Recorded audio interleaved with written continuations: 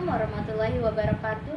Sampurasun pamiarsa wilujeng patepang deui sareng salsabila kanaya dina acara Warta Sunda. Warta nu disanggakeun nyaeta puting beliung nerjang imah di Cilamaya Kulon, Karawang.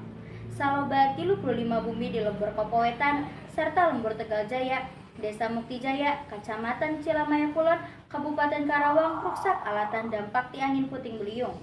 Jumaah Kaping 1 Januari 2018 kira-kira babuk 12 waktu Indonesia bagian kulon. Puting beliung nerjang 2 lembur kasebat kira-kira 15 menit serta menyebabkan puluhan bumi rusak serta menumbangkan sejumlah tangkal. Waktu eta hujan acan lungsor.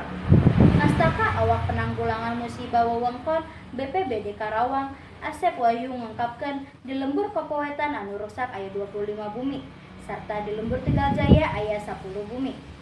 Kenging ditaksir sementara 28 bumi rusak hampang serta 6 rusak abot. Pamiarsa mung sakitu anu kapihatur. Wilujeng patepang deui dina warta anu bakal dongkap. Amit mundur amit mungkur. Wassalamualaikum warahmatullahi wabarakatuh.